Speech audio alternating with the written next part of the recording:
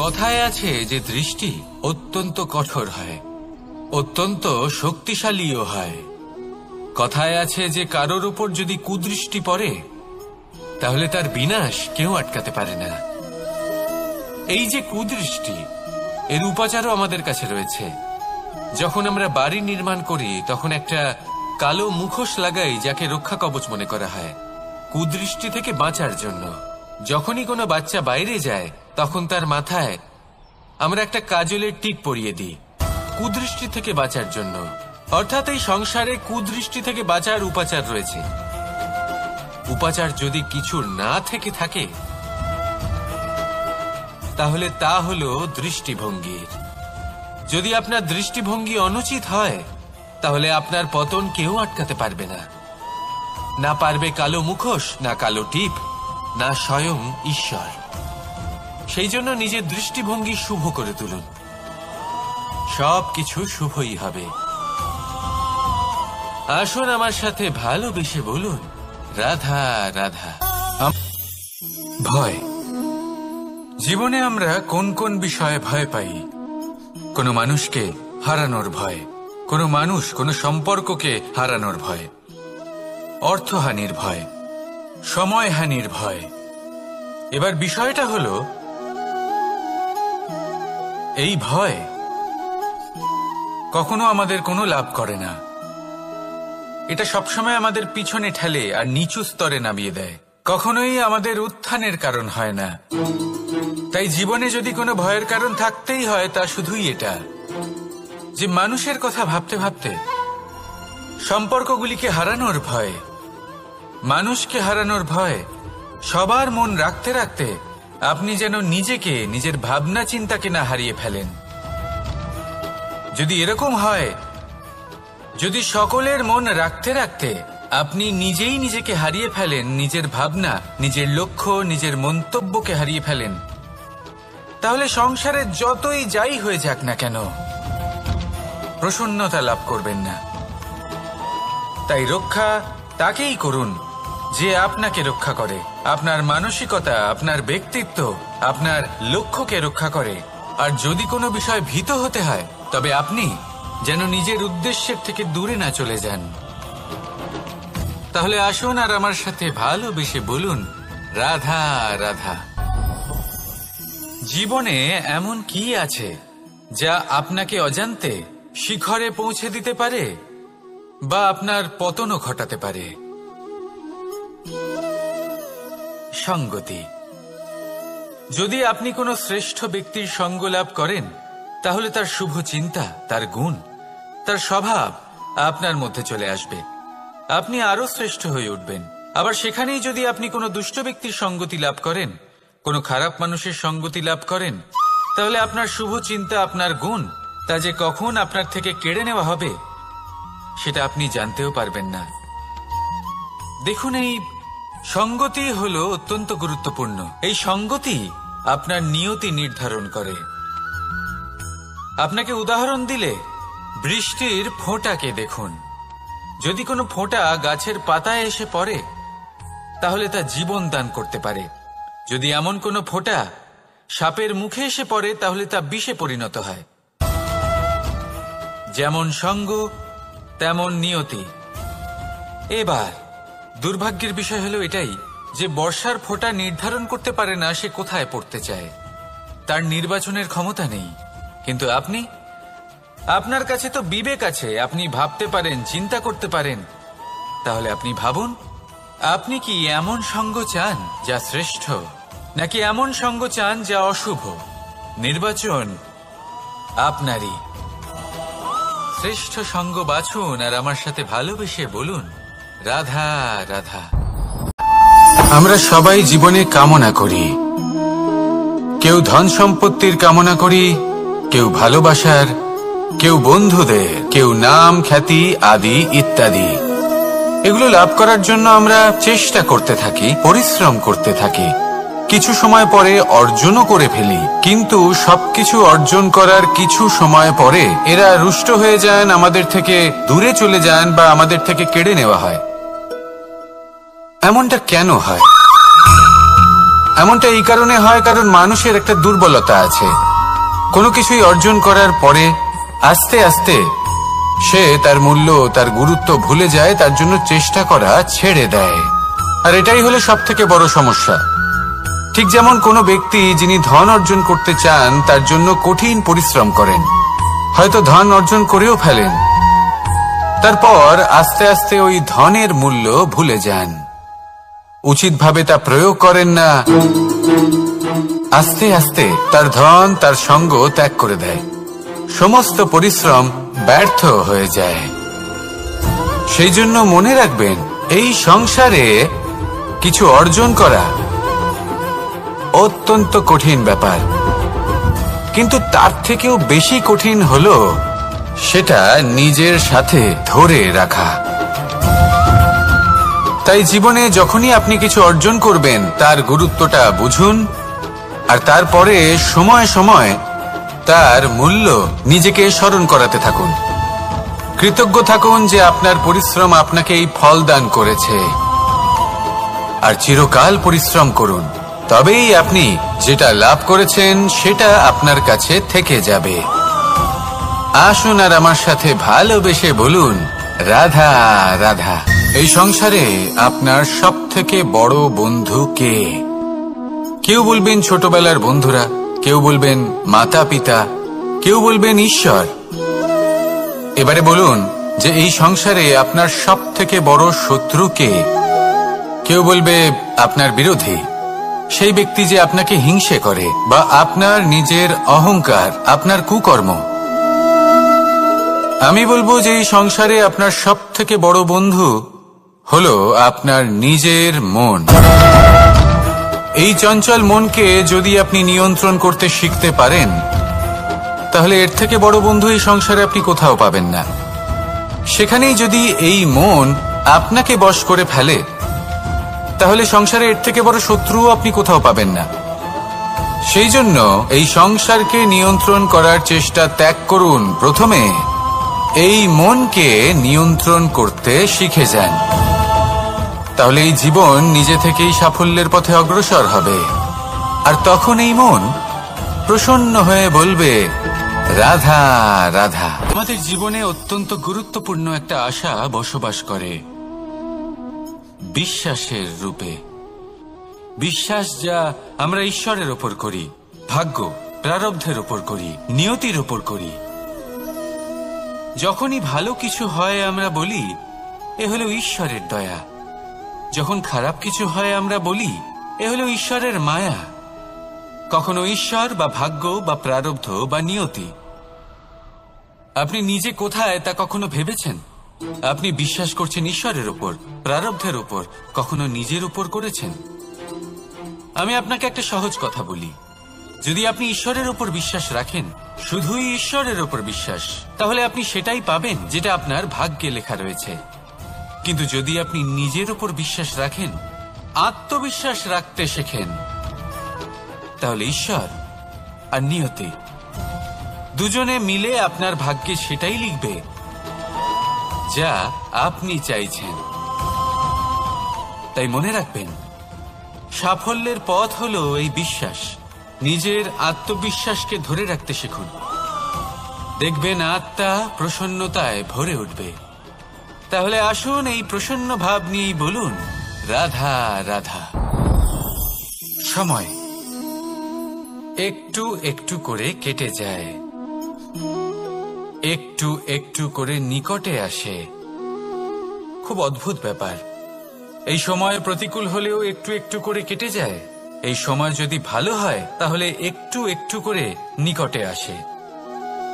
অনুচিত তখনই হয় যখন আমরা নিজেদের অসফলতার জন্য সময়কে দোষ দিই, কিন্তু আসলে তেমনটা হয় না। আপনার পরিশ্রম আর প্রয়াস দ্বারাই আপনি সাফল্য লাভ করবেন, সময়ের দ্বারা নয়। যদি এই সাফল্য একটা সুন্দর ভবন হয়, তাহলে সময় হলো তার দেওয়ালের রং, যা সময়ের সাথে বদলাবে, সময়ের সাথে ফিকেও হয়ে যাবে। কিন্তু সাফল্যের এই ভবন আপনাকেই নির্মাণ করতে হবে, আপনার পরিশ্রমের ইট দ্বারা এবং প্রয়াসের চুনসুরকি দ্বারা। তাই পরিশ্রম আর প্রয়াস করতে থাকুন, সাফল্য আপনি অবশ্যই পাবেন। সময় যদি আজ ভালো না হয় তাহলে কাল অবশ্যই হবে। প্রয়াস করতে থাকুন আর আমার সাথে ভালোবেসে বলুন, রাধা রাধা।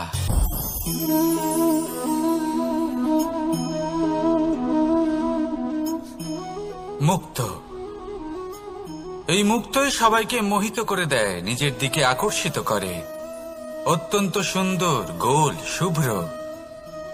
মুক্ত দ্বারা নির্মিত আভূষণ, তা হয়তো সে মুকুটই হোক বা কোনো স্ত্রীর অলংকার, তাকে আরো সুন্দর করে তোলে, তাকে আরো সুন্দর দেখতে লাগে। এবার এই মুক্তকে এত সুন্দর দেখার জন্য কত কষ্ট সহ্য করতে হয় তা কি কখনো আপনি ভেবেছেন? এই মুক্ত ঝিনুক থেকে বের করা হয়। ঝিনুক, যা কিনা সমুদ্রের তলদেশে থাকে। ওকে কত কষ্ট সহ্য করতে হয়, জলের চাপ সহ্য করতে হয়, সমুদ্রের স্রোত সহ্য করতে হয়। এই ঝিনুককে এত কষ্ট সহ্য করতে হয়, এই মুক্তকে এত কষ্ট সহ্য করতে হয়, তারপরে এর রূপ এত সুন্দর হয়। যদি আপনিও আপনার পরিশ্রমের সৌন্দর্য, নিজের পরাক্রমের সৌন্দর্য এই সংসারে প্রকাশিত করতে চান, তাহলে আপনাকেও কষ্ট সহ্য করতেই হবে। তাই জীবনে যখনই সংকট আসবে, বিপদ আসবে, সমস্যা আসবে, তখন একে সুযোগ হিসেবে গ্রহণ করুন। কারণ এই বিপদের সাথেই লড়াই করে আপনি মুক্তর মতোই পরিশুদ্ধ হয়ে উঠবেন। তাহলে আসুন আর আমার সাথে ভালোবেসে বলুন, রাধা রাধা। আপনি কি জানেন আপনার জীবনে আপনার আসল জীবনসাথী কে হন? মাতা পিতা, ভাই বোন, স্বামী স্ত্রী?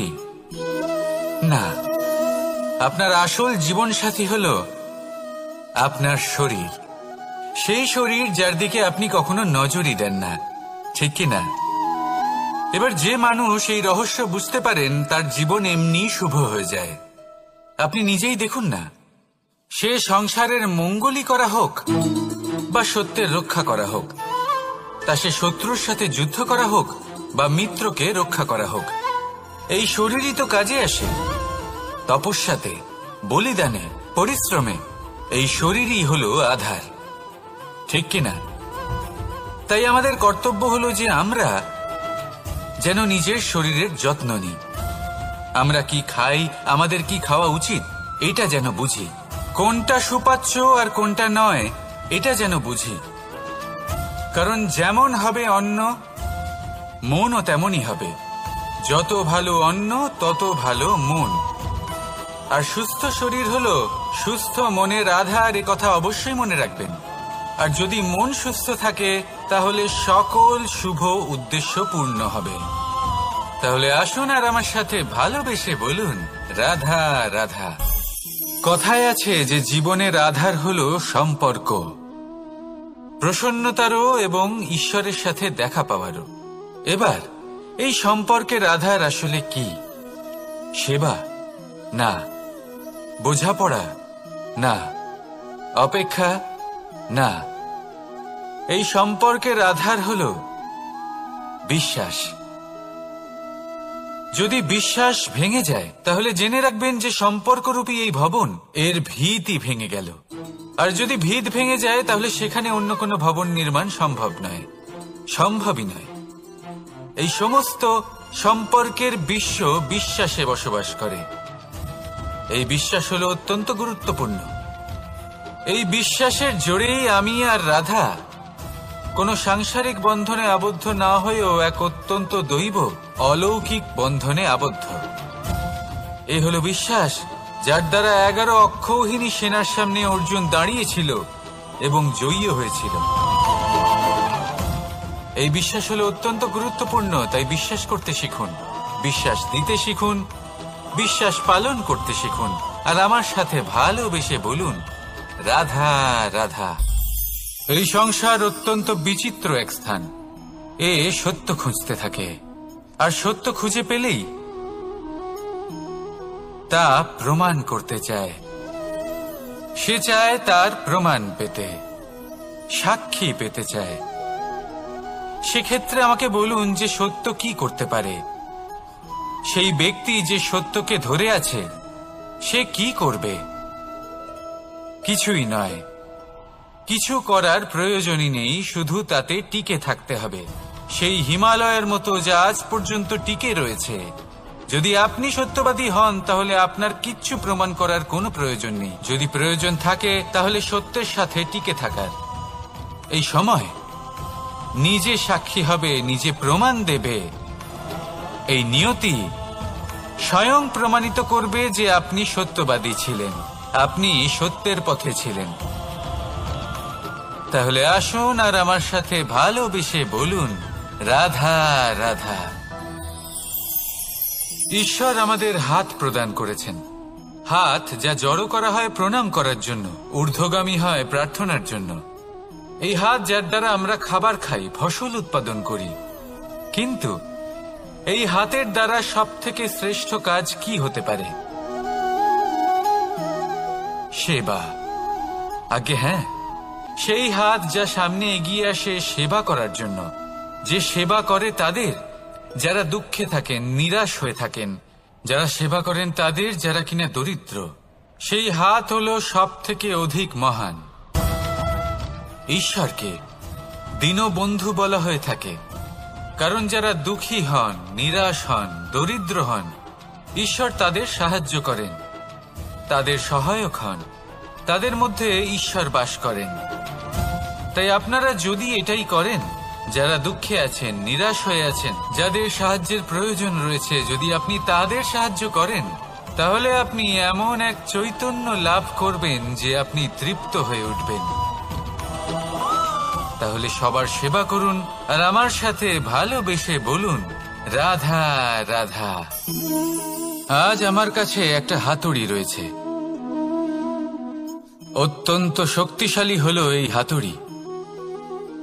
এই হাতুড়ি দিয়ে প্রহার করে একটা গরম লোহাকে আপনি সুন্দর অস্ত্রে পরিণত করতে পারবেন। এই হাতুড়ি দিয়েই প্রহার করতে করতে একটা অত্যন্ত বড় পর্বত ভেঙে আপনি ওখানে একটা নতুন পথ নির্মাণ করতে পারবেন। এই হাতুড়ির স্বল্প আঘাতেই আপনি প্রসাধনের জন্য সুন্দর সুন্দর আভূষণ বানাতে পারবেন।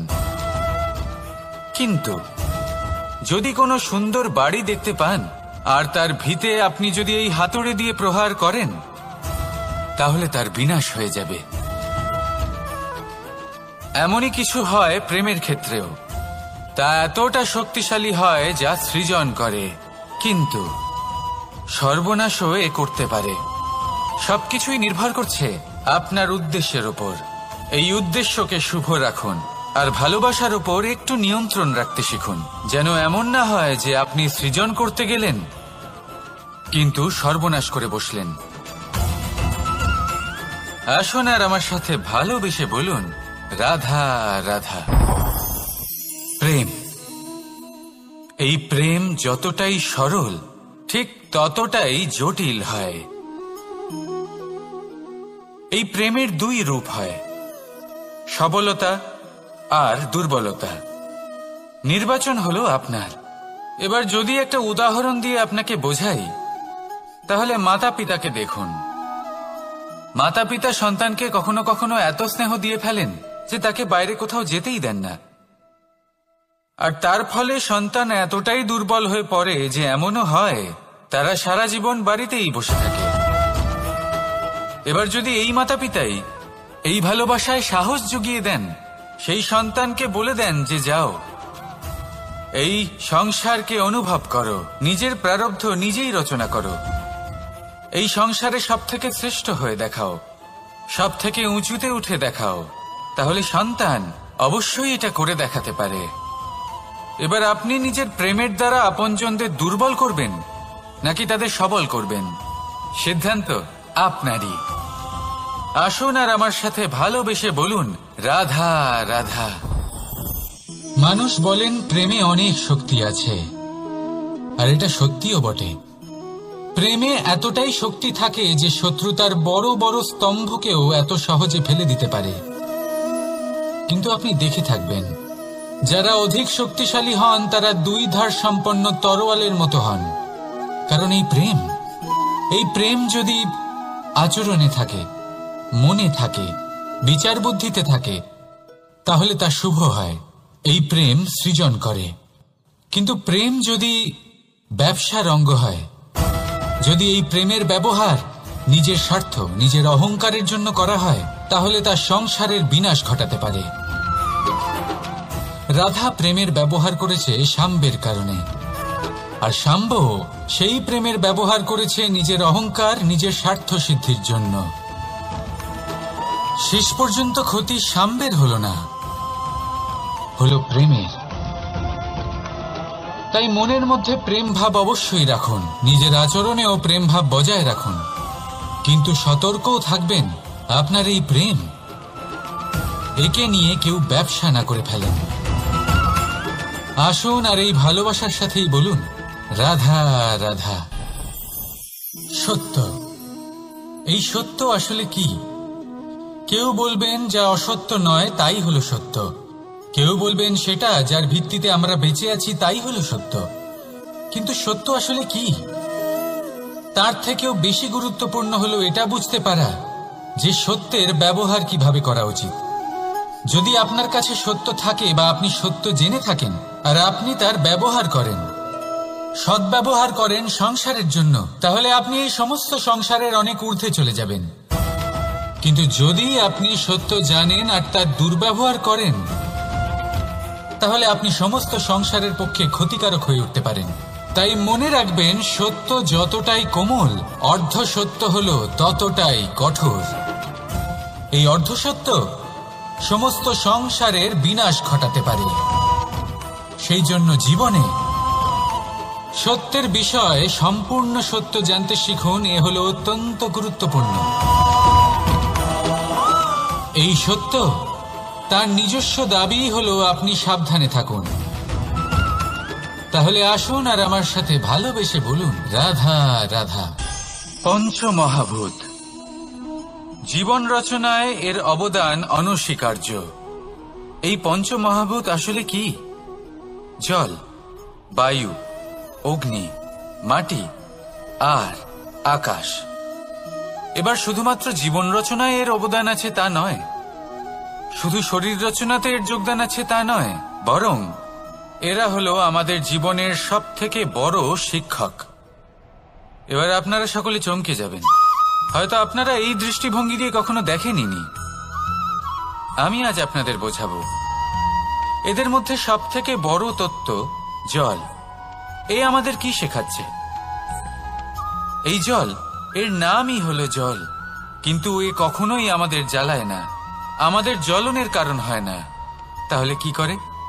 আমাদের তৃষ্ণা মেটায়, আমাদের শীতলতা প্রদান করে, জীবন দান করে। এর দ্বারা আমরা কি শিক্ষা লাভ করি? যে আপনার উৎপত্তি যেখান থেকেই হোক না কেন, আপনি যেখানেই জন্মগ্রহণ করুন না কেন, আপনার কর্ম সর্বদা শ্রেষ্ঠ হওয়া উচিত। আপনি জলকে যে কোনো পাত্রে রাখুন না কেন, সে সেই অনুসারেই নিজের আকার ধারণ করে নেয়। এর দ্বারা আমরা কি শিক্ষা পাই? এই শিক্ষাই পাই যে যে কোনো পরিস্থিতিতেই নিজেদের মানিয়ে নিতে হবে, নিজেকে সেরকম করে নিতে হবে। যে দেশেই থাকি না কেন, যে স্থানেই থাকি না কেন, যে পরিস্থিতিতেই থাকি না কেন, যে ব্যক্তির সাথেই থাকি না কেন, আমাদের সুখময় হয়ে জীবন অতিবাহিত করা উচিত। দেখুন, আমাদের কত বড় একটা শিক্ষা দিল এই জল, যা আমরা কোনোদিন দেখতেই পাইনি। নিজেকে জলের মতোই করে তুলুন। সুখের ধারায় স্বাচ্ছন্দ্যে প্রবাহমান হতে থাকবেন আপনি। নিজের আকারকে ভেঙে ফেলুন, নিজের সীমা লঙ্ঘন করুন। আপনি অবশ্যই একদিন মহানুভবতা অনুভব করবেন। তাহলে আসুন আর আমার সাথে ভালোবেসে বলুন, রাধা রাধা। জীবনের পঞ্চমহাভূতের দ্বিতীয় তত্ত্ব হল মাটি, ভূমি, ধরা, যে ধারণ করে, যা আমাদের সকলকে ধারণ করে, ভালো হোক বা মন্দ, নিজের কর্তব্য পালন করে। আর এটাই শিক্ষা আমাদের জন্য।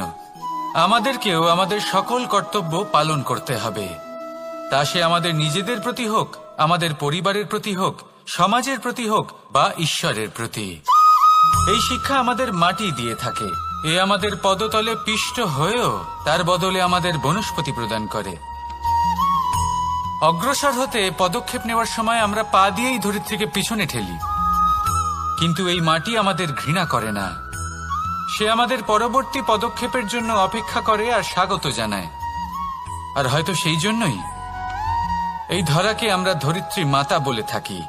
আর তাই এই পদবি, এই সম্মান, এই ভালোবাসা এর আকার বা এর ভারের জন্য একে প্রদান করা হয় না, প্রদান করা হয় এর স্বভাবের কারণে। আপনিও যদি ধরিত্রীর মতো হতে পারেন, যদি আপনিও নিজের সকল কর্তব্য পালন করেন, বিশ্বাসের সাথে তা স্বীকার করে নিতে পারেন, যদি অন্য কারোর সাফল্যেও আপনি প্রসন্ন হতে শিখতে পারেন, যদি আপনি একটু কষ্ট সহ্য করে অন্য কাউকে প্রসন্নতা প্রদান বা অন্য কাউকে সেবা করতে পারেন, তাহলে আপনিও মাটির মতোই মহান হয়ে উঠতে পারবেন। তাহলে আসুন আর আমার সাথে ভালোবেসে বলুন, রাধা রাধা। জীবনের পঞ্চমহাভূতের মধ্যে একটা তত্ত্ব হল বায়ু। বায়ু যাকে কিনা দেখা যায় না, বরং তাকে কিন্তু আমরা অনুভব করতে পারি। আর একে সব থেকে বেশি অনুভব করতে পারি তখন যখন বায়ু কম থাকে। বায়ু যদি লুপ্ত হয়ে যায়, তাহলে তখনই আমরা বুঝতে পারি যে বায়ু তো নেই, এ তো সমস্যার ব্যাপার। এবার এই বায়ু দ্বারা আমরা কি শিক্ষা পাই? এই বায়ু আমাদের এই শিক্ষা দেয় যে আমাদের কখনোই অহংকার করা উচিত নয়। আমরা সকলেই কখনো না কখনো চাই যে আমাদের শ্রেষ্ঠতা, আমাদের যোগ্যতা, আমাদের মাহাত্ম্য এই সংসার বুঝতে পারুক। আর নিজের মাহাত্ম্য প্রমাণ করার জন্য শক্তি দেখানোর কোনো প্রয়োজন নেই। কারণ যখন কোনো ব্যক্তি, এই সমাজ, এই সংসার আপনাকে নিজের থেকে দূরে করে দেবে, আপনার থেকে দূরে চলে যাবে, তখন আপনার মাহাত্ম্য কি তার আভাস সে নিজে থেকেই অবশ্যই পেয়ে যাবে। আপনার কিছুই করার প্রয়োজন নেই। বায়ুর মতো হয়ে উঠুন। বায়ু যার কিনা কোনো ভার নেই, কিন্তু যখন সময় আসে, যখন সে তুফানের রূপ নেয়, তখন অত্যন্ত বড় বড় বিধ্বংসী কাজ সে করে ফেলে। আর তখন এর শক্তির কোনো তুলনাই হয় না। বায়ু যে নিজের সঞ্চালন দ্বারা পৃথিবীকে প্রাণ দেয়, নিজের পরিবহন দ্বারা এই মেঘ সৃষ্টি করে, এই ধরিত্রীর তৃষ্ণা নিবারণ করে। বায়ুর মতো যদি আপনি হয়ে উঠতে পারেন, তাহলে হালকা হয়ে যাবেন, ওপরে উঠতে পারবেন এই সংসার, এই ভৌতিকতা, এই মোহ মায়া থেকে। আর তখন আপনি বুঝতে পারবেন যে প্রেম কাকে বলে। তখন আপনি বুঝবেন যে দান করাই হলো জীবন। তাহলে আসুন আর আমার সাথে ভালোবেসে বলুন, রাধা রাধা। জীবনের পঞ্চমহাভূতের মধ্যে একটা তত্ত্ব হলো আকাশ। আকাশ যা কিনা নিরাকার, যার কোনো আকার নেই। আকাশ যা হলো অনন্ত। আর আমাদের সবসময় মনে হয় যে এই আকাশ আমাদের সাথে জড়িয়ে রয়েছে। কেন? এবার এই আকাশ আমাদের জন্য কি না করে। আকাশ আমাদের ওড়বার স্বাধীনতা দেয়। আকাশ মেঘকে ধারণ করে যাতে আমাদের তৃষ্ণা মিটতে পারে। এই আকাশ সূর্য এবং চন্দ্রকে তার যথাস্থান দেয়, যাতে আমরা প্রকাশও পেতে পারি, আবার অন্ধকারও, যাতে আমাদের জীবনে সামঞ্জস্য বজায় থাকে। আকাশের থেকে অনেক কিছুই শেখার রয়েছে। যদি আমরাও আকাশের মতো হতে পারি, আমাদের আপনজনদের সেই স্বাধীনতা দিতে পারি যাতে তারা উঠতে পারেন, যাতে তারা নিজেদের স্বপ্ন পূরণ করতে পারেন, যার ফলে তারা নিজেরাই এই জীবনকে অনুভব করতে পারেন, নিজের পায়ে দাঁড়াতে পারেন, তাহলে ভাবুন আমাদের অস্তিত্ব কতটা বড় হয়ে যাবে।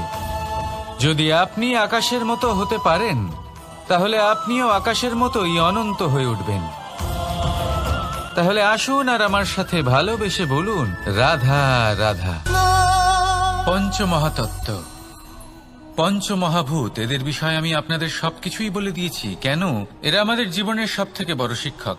আর এদের থেকে আমরা কি শিক্ষা পাই? নিশ্চিত রূপে এই পঞ্চমহাতত্ত্ব আমাদের দেহের নির্মাণ করে, কিন্তু একটা ষষ্ঠ মহাতত্ত্ব রয়েছে। এমন এক তত্ত্ব যার না কোনো ভার আছে, না কোনো পরিমাণ আছে, কিন্তু তা হলো অত্যন্ত গুরুত্বপূর্ণ। ভাবনা। কেউ একে আত্মা বলে, কেউ একে বিবেক বলে, কেউ একে প্রাণ বলে, আর কেউ বলে চেতনা। এবার এই চেতনা যখন পঞ্চমহাতত্ত্বের সাথে জুড়ে যায়, এক হয়ে যায়, তখন মানুষের জীবনের নির্মাণ হয়। এবার আপনার দেহের নির্মাণ জন্ম থেকেই পঞ্চমহাতত্ত্ব করে দেয়, কিন্তু এই ভাবনা, এই চেতনা, একে আপনি নিজেই এগিয়ে নিয়ে যেতে পারেন।